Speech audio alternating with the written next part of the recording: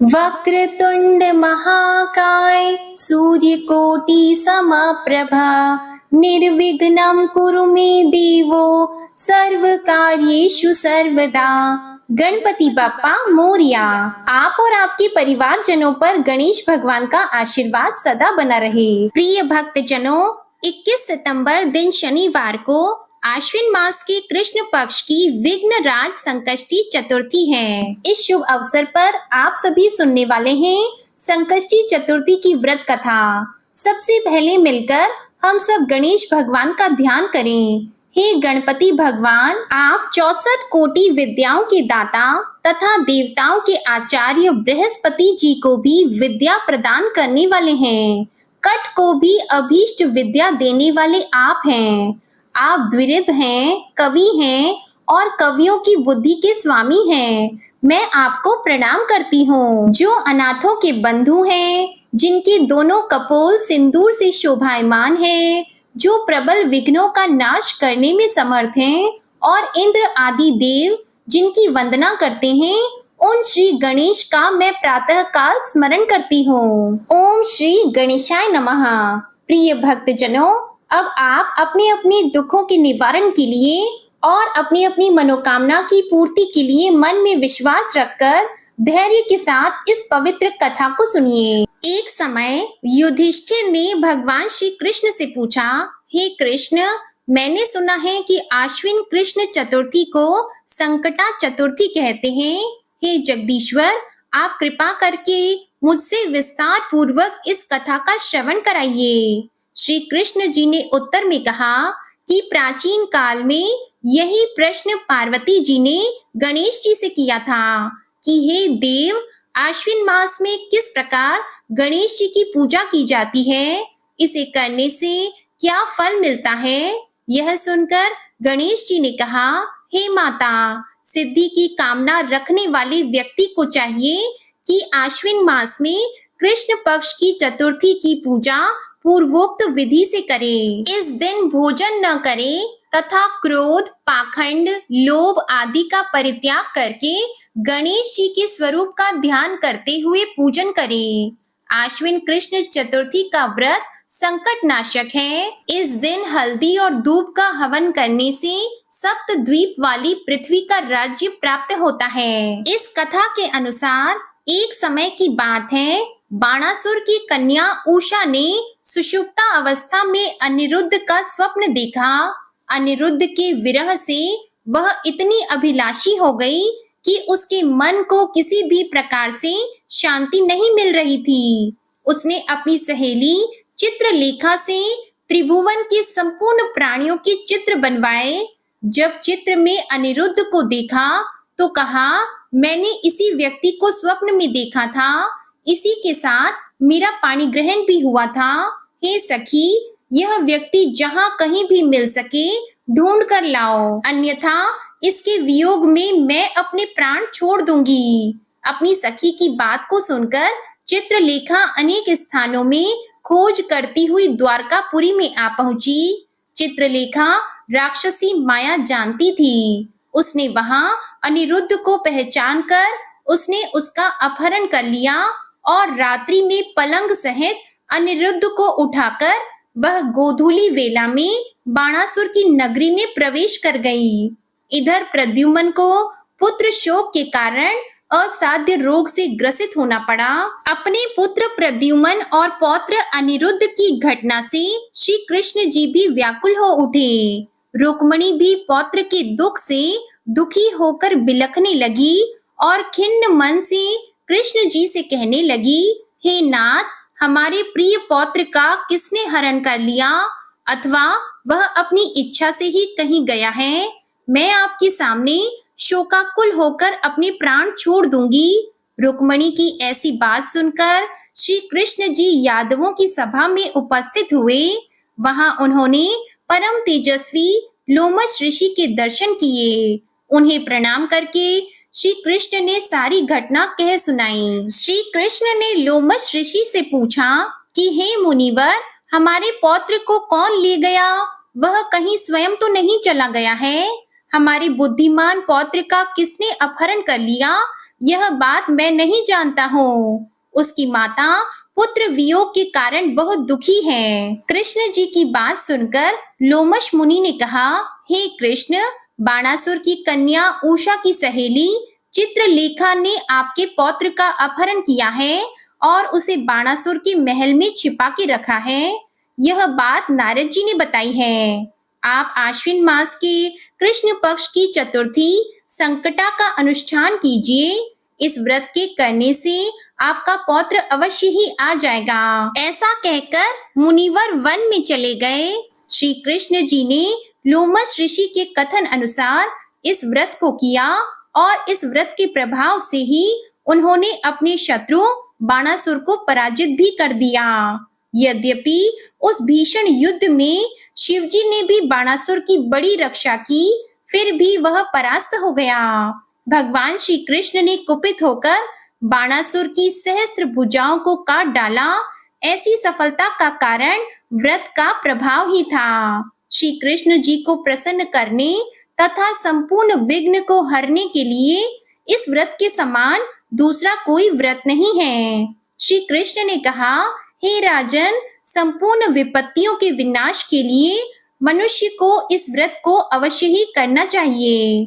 इसके प्रभाव से आप शत्रुओं पर विजय प्राप्त करेंगे एवं राज्य अधिकारी होंगे।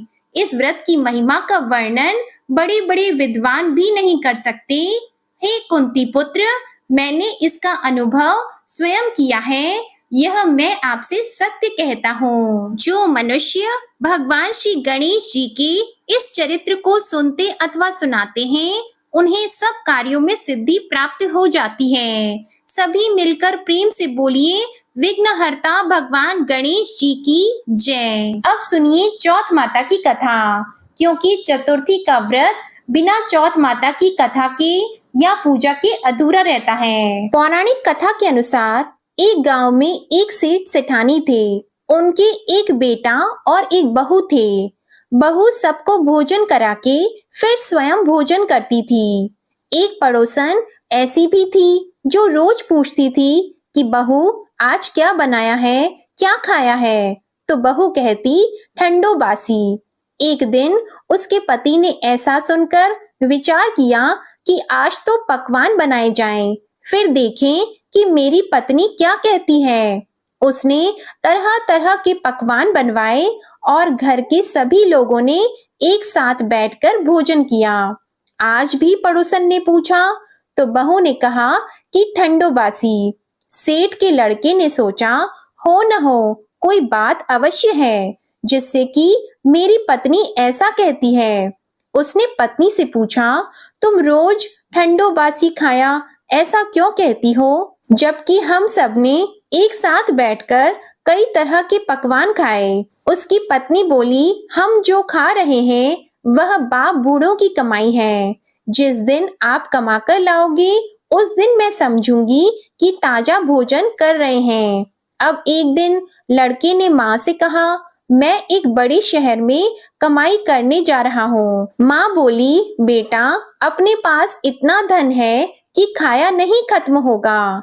माँ के मना करने पर भी बेटे ने स्वयं कमाने का दृढ़ निश्चय कर लिया और जाते समय पत्नी से कहा, मैं जब तक कमाकर बहुत सा धन लेकर न आऊं, तुम चूल्हे की आग मत बुझने देना। एक दिन चूल्हे की आग बुझ गई तो वह मन ही मन घबराने लगी, कहीं मेरे पति पर संकट तो नहीं आन पड़ा।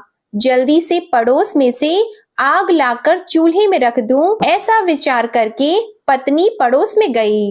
वहां पड़ोसन चौथ माता का व्रत और पूजन कर रही थी। पड़ोसन ने कहा, थोड़ी देर में आकर ले जाना। तो बहू ने पड़ोसन से पूछा, आप यह व्रत क्यों करती हैं? इससे क्या मिलता है? पड़ोसन ने कहा, चौथ माता के इस व्रत को करने से अन्न और लक्ष्मी मिलती है और अपनी मनोकामनाएं पूर्ण होती हैं। अब बहू भी चौथ माता का व्रत करने लगी।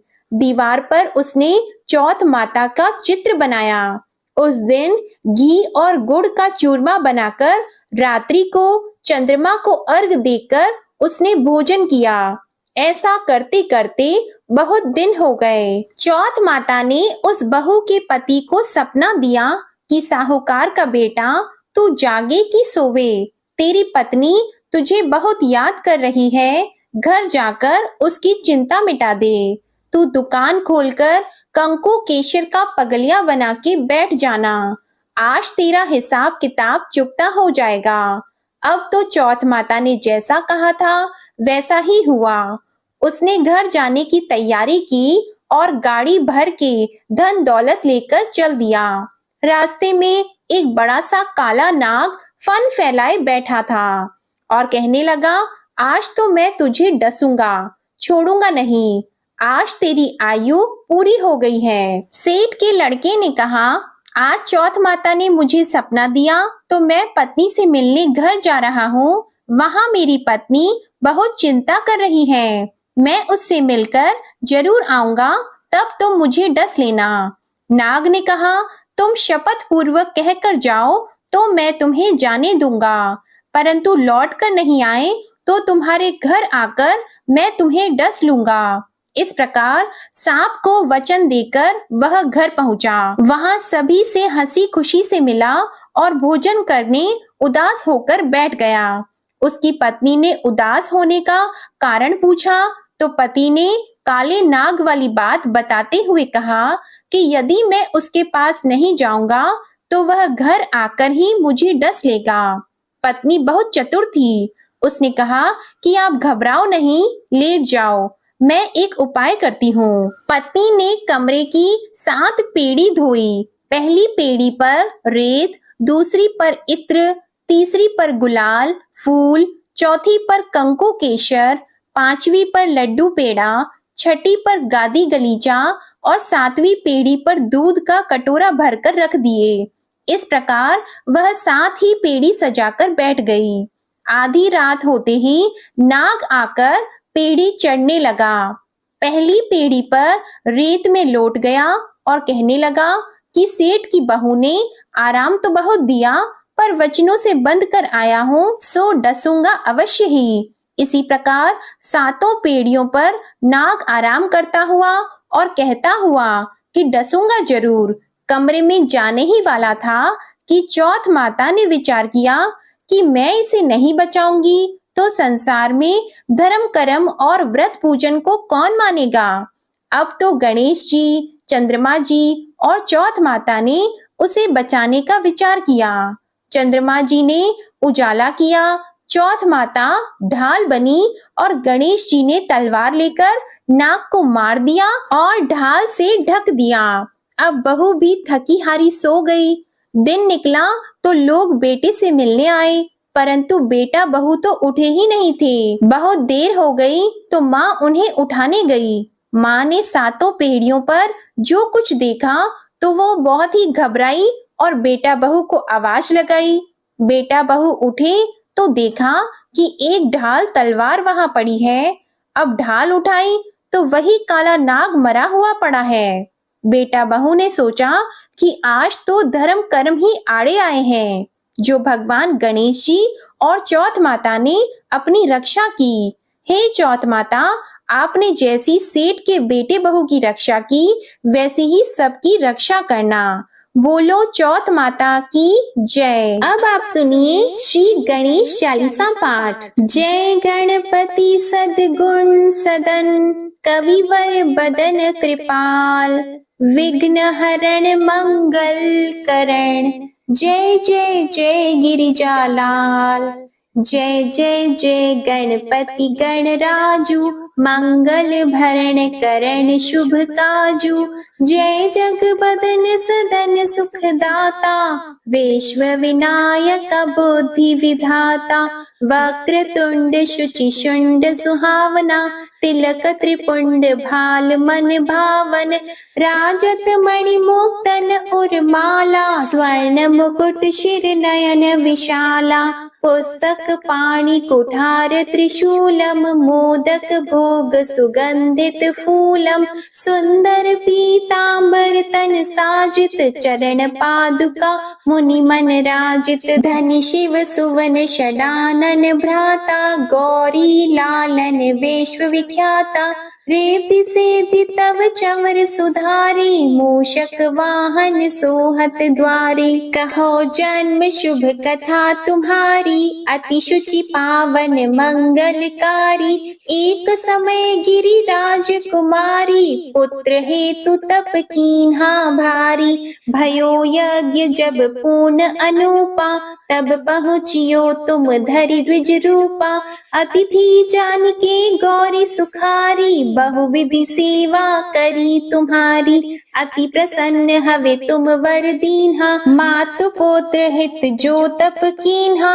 मिलहि पुत्र तुहि बुद्धि विशाला, बिना गर्भ धारण यही काला, गणनायक गुण ज्ञान निधाना, पूजित प्रथम रूप भगवाना, अस कहीं अंतर ध्यान रूप होवे, पालना पर बालक स्वरूप होवे, बनि शिशु रूदन जब ही तुम ठाना, लखी मुख सुख नहीं गौरी समाना, सकल मगन सुख मंगल गावही, नाभति सुरन सुमन वर्षा वही, शंभु उमा बहुदान लुटावही, सुर मुनि जत सुत देखन आवही, लखी अति आनंद मंगल साजा, देखन भी आए शनि राजा, निज अवगुण गुण शनि मन माही, बालक देखन चाहत नाही, गिरिजा कछु मन भेद बढ़ायो, उत्सव मोर न शनि तुहि भायो, कहत लगे शनि मन सकुचाई, का करि हो शिशु मोहि दिखाई, नहीं विश्वास उमा और भयहु, शनि सो बालक देखन कहयौ, पद तहि शनि दृग कोण प्रकाशा, बालक सिर उड़ गयो आकाशा, गिरिजा गिरि विकल हवि धरणी, सो दुख दशा गयो नहीं वरणी, हाहाकार मच्यो कैलाशा, शनि कीन्हो लखी सुत को नाशा, तुरत गरुड़ चढ़ी विष्णु सिधायो, काटी चक्र सो गज सिर लाई, बालक के धर ऊपर धारियो, प्राण मंत्र पढ़ि शंकर डारियो, नाम गणेश शंभु तब कीन्हे, प्रथम पूज बुद्धि निधि वर दीन्हे, बुद्धि परीक्षा जब शिव कीन्हा, पृथ्वी कर प्रदक्षिणा लीन्हा, चले षडानन भरमि भुलाई, रचि बैठ तुम बुद्धि उपाई, चरण मातु पितु के धर लीन्हे, तिनके साथ प्रदक्षिण कीन्हे, धनि गणेश कहि शिव हे हर्षे, नभते सुरन सुमन बहु बरसे, तुम्हारी महिमा बुद्धि बढ़ाई, शेष सहस मुख सके न गाई, मैं मतिहीन मलिन दुखहारी, करहु कौन विधि विनय तुम्हारी, भजत राम सुंदर प्रभु दासा, जग प्रयाग ककरा दुर्वासा, अब प्रभु दया दीना पर कीजे, अपनी शक्ति भक्ति कुछ दीजे, श्री गणेश यह चालीसा, पाठ करे कर ध्यान, नित नव मंगल ग्रह बसी, लहे जगत सम्मान, संबंध अपने सहस्त्र दश, ऋषि पंचमी दिनेश, पूर्ण चालीसा भयो, मंगल मूर्ति गणेश। श्री गणेश चालीसा समाप्त होती है। प्रेम से बोलिए भगवान श्री गणेश की जय। आप सभी को आज की कथा पसंद आई हो तो वीडियो को लाइक कीजिएगा, शेयर कीजिएगा, कमेंट में गणपति भगवान की जय लिखिएगा और चैनल को भी सब्सक्राइब करिएगा। ओम श्री गणेशाय नमः।